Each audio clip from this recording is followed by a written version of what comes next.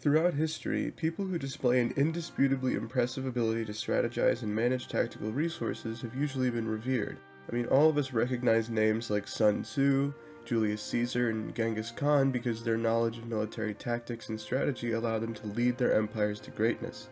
Sun Tzu literally wrote The Art of War, the book that has since told pretty much everybody how important it is to have a good tactician. But that's, like, history. Of course, the reputation of someone who's able to lead an army the way Alexander the Great or Hannibal Barca did is only impressive because of the eras in which they did all their strategizing.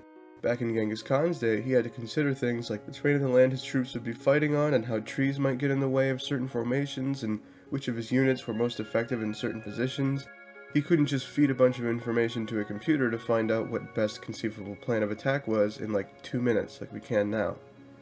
But then, if that's the case, why is strategy even something we still talk about? If computers have the capability to simulate endless scenarios and crunch numbers at light speed, why would us humans even think of it as worth consideration nowadays? Why would stories like Hannibal Barca's Battle of Cannae be so influential? And here's a better question: why would humans have a need for tactics and strategy in the first place? Evolutionarily, the ability to strategize and think about possible plans of attack is pretty helpful, but I don't need to tell you that. I mean, the fact that I even could tell you that from all the way back in the past and in an entirely different location using several rocks and minerals that were tricked into thinking and lighting up is evidence enough that humans are pretty successful. All of us inherently understand the value of prospecting and thinking ahead because it's been programmed into our brains by evolution. In ancient times, groups of humans had large aspirations, just like we do now, except to them it was killing mammoths and whales and stuff. Physically, even a super fit and smart human had no shot against a mammoth by themselves. That's probably where people started developing the idea of strategizing and prospecting. Plus, if a human can figure out a good way to fight a mammoth or whale before actually fighting it, it would have a huge advantage already. Of course, this also requires language, so that a team of humans could talk to each other and figure out how they could best utilize their tools, minds, and bodies in order to take down a beast that is 10 times their size. This is fascinating to me. This means that early humans must have been intelligent enough to understand their own strengths and weaknesses as a species, and could understand and compare themselves to other animals. And on top of that, they told each other about things they learned or noticed and used this common information to devise new techniques for killing stuff so they could eat and survive. This ability to plan ahead also probably manifested itself strongly when humans started building societies and communities. People had to organize in order to build farms and shelters, and this required them to think more and more about the future and how they could best use the resources they had in order to survive and ensure the safety of their families. You already know how that turned out, obviously. We got a totally awesome civilization that has become infinitely more complicated than anyone could ever dream of understanding a fraction of. That's actually a huge part of what I wanted to talk about. Ancient humans could flex their brain muscles all the time. In fact, they had to in order to eat and reproduce and become the apex predator of the entire world.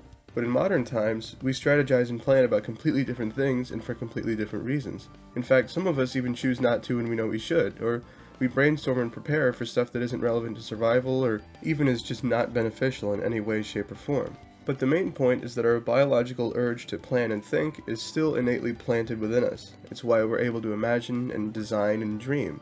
That raises the question, though, of how we satisfy that urge to strategize when we already strategized the shit out of every single mammoth on Earth 10,000 years ago. After humans conquered all the plants and animals they could, we set our sights on each other. To quote my favorite book series of all time, Hitchhiker's Guide to the Galaxy, "This made a lot of people very angry and has been widely regarded as a bad move." This can mostly be chalked up to people not liking each other because they all developed in different ways in different places. The first war ever recorded took place in 2700 BCE between Elam and Sumer, and although I couldn't find much about the actual tactics used, it's pretty safe to assume that there were plans and strategies used on both sides. The king of Sumer at the time, Enembarajessi, commanded the Sumerian side, meaning he could technically be called one of the first ever military tacticians. Throughout history, the role of a tactician has changed wildly and has become more and more relevant in more fields as humanity develops. I mean, war is probably the most common and well understood example of a civilized simulation of that same hunting strategy we used in order to survive. It's on a much larger scale, and it's arguably much more difficult to guarantee success since your opponent has the potential to be just as intellectually capable as you, if not more, and also there's a lot more at stake, but that just means the need for good generals and tacticians became even higher than ever before. This undoubtedly led to people wanting to improve their strategizing capabilities more and more, obviously, and of course, the more developed society and culture became, the less people had to worry about hunting and the more time they had to learn and sit around and think. So naturally, more sophisticated societies led to its members having more free time, which in turn led to more sophisticated societies, and so on. That's where our first strategy games come in. Senet, the first board game ever created, was invented in Egypt in 2620 BCE. This is especially interesting because it only followed the first ever recorded war by about a century, give or take 20 years, meaning that people probably recognized the value in planning an attack after an attack between two nations actually occurred. It's true that Senet was developed mostly as a way of passing time or growing closer to friends and family by playing it together, but it wouldn't be an unfair assumption to think that people who played it well were probably respected. I mean, to be able to play Senet well requires forethought and planning, something that our human minds naturally want to be good at so we can better ensure our survival, like I said before. Board games sprang up all over the world, and there were many in Egypt other than Senet, but the common thread between them all was that they encouraged deep thought and analysis of the situation. The better you were at those, the better you could manage your own pieces and the more likely you were to succeed. I think it's also interesting that things like dice or spinning wheels or even cards were added to add a randomness factor to these games. This likely was done to more accurately simulate how planning for a hunter battle would go, because there would always be things that pop up that you don't expect no matter how well you can think ahead. In some cases, random chance will give the weaker tactician an edge, and the better player will need to work even harder for victory, making them all the more revered. I mean, by the time these strategic games were invented, games were already widespread, usually of the sports variety like wrestling or football, soccer, not like American football. Those are actually pretty interesting too though. I mean, they employ techniques and teamwork, but their main purpose was probably closer to emulating the physical act of hunting an animal and thinking quickly rather than deeply. Different kinds of games are meant to scratch different evolutionary itches in our monkey brains. That much is clear. Out of all these games I've talked about, chess is probably the most famous strategy game of all time. Everyone knows what it is, even if they don't know how to play it, and it's generally viewed as a strategy game that smart people are good at. Several different games like it came around the same time, and nobody seems to have a clear answer about which one is the real first chess game, but by the 6th century CE, the game that we all know as chess was born. That is, it was almost exactly the same way as it is now, except for the piece names and shapes and all that. One particular story about the invention of a chess-like game comes from the 2nd century in China, where a general named Han Jin literally just came up with the whole idea for the game in order to prepare his troops for one specific battle they were about to engage in. He made the board and set out all the pieces, and they all had specific rules about how they could move, and it was all analogous to real troops they would be fighting with. This led to them making a coordinated plan of attack, and eventually the game became popular in ancient China for years afterward. Chess is a great example of a thing that lets us strategize and exercise our biological affinity for forethought, but it's not really universal between all human beings, especially in modern times where, like I said, not everybody even knows how to play it, let alone be good at it.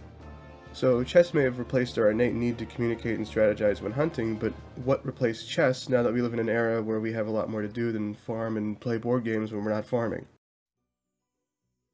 There are a million different things that require tactical thinking in the world today. I mean, humans now are probably confronted with at least 100 times as many important life decisions as the average human in ancient Egypt. In ancient Egypt, you got up in the morning, dragged a bunch of stone bricks into a pyramid, played Senet with your pals while drinking alcohol, and went to sleep. And then that repeated until you died at 35 of dehydration or something. But now, even small children are, a lot of the time, given the reins of their own life when they're asked things like, what do you want to be when you grow up?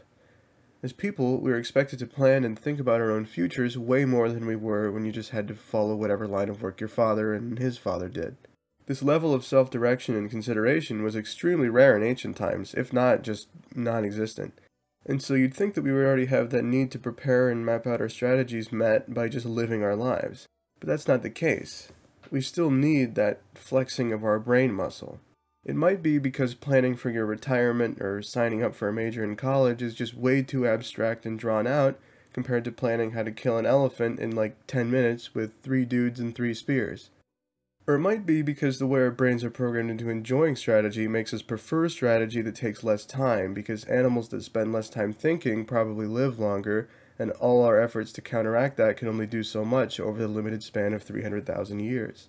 So, we often end up doing things to supplement that need for prospecting in our daily lives. I mean, it's not unheard of for biological urges to manifest themselves in weird ways in our current cultural environment. The need to forage for berries and stuff leads to people collecting coins and stamps. The need to hunt animals makes us exercise at the gym or play sports to force ourselves to remain physically active. Obviously, the urge to plan and think about how to complete an objective using problem solving and critical thinking and all that isn't as strong as the urge to work out or eat food, but that might just be because a group of ancient humans only needed one tactician to ensure their survival. That might explain why only a portion of human society finds games like chess interesting and engaging. The hunting group only needs one guy telling everyone how to best use their spears and where to stand. Everyone else just needs to follow orders and the day is won. So it makes sense that some people like chess or Civilization 6 or Final Fantasy Tactics and other people don't. This is supported even more by the fact that high intelligence is inherited, meaning the genes that make someone smart, which likely make them more likely but not guaranteed to like strategy games, are passed on only by the tacticians and smart hunters of the ancient era. In fact, it could even be said that this is the reason human culture has followed the trend of congregating together as followers under one common leader. The kinds of people who naturally are able to tell people how to most effectively use their talents and positions, whether it's while hunting a mammoth or leading an army, are naturally respected and listened to. I mean, look at George Washington. He was a guy who led his men so well that after the Revolutionary War, everyone practically begged him to lead them as their king. That's probably why chess and other strategy games are still so appealing to so many people. Putting yourself in the position of leader and giving out orders to test how well you can organize and lead a fictional team with no stakes involved is fun, and can even tap into the more well-accepted competitive aspect of games as a whole. It's interesting, to me anyway, that strategy games are just a side effect to a much bigger phenomenon in human society, where some people are naturally better at leading and others are naturally better at following. Of course, it's been proven that anyone can lead if taught, but that says more about human adaptability than the innateness of our biological drive to organize an attack on an animal. It's like I said before. The group only needs one guy telling everyone what to do, and then everyone succeeds. So why does this all matter? Well, I think that the tacticians and strategists of today are underappreciated. Absolute legends like Alexander the Great and Hannibal Barca are basically just chess nerds who got to actually apply their premeditation skills in the field of battle. And I think that the advent of modern strategy games has allowed us to flex the same brain muscles as they did in a much safer and more fun way. I think all of us should appreciate our ability to think ahead, even though some of us might use it better than others. It's beautiful to me that we humans have come such a long way that we turned hunting mammoths for food into pressing buttons on a controller to watch the screen of our TVs light up and tell us we're doing a good job. It's awe-inspiring that we conquered so much of our own biological drives that we had to create a little board and little carved pieces to make us feel like our minds are being challenged like they're supposed to. Anyway, you should be glad I didn't give in to the urge to go off on a tangent about Final Fantasy Tactics earlier. I could talk about that game for hours if allowed to. Thanks for watching, and let me know what you thought of the video, yeah? Later.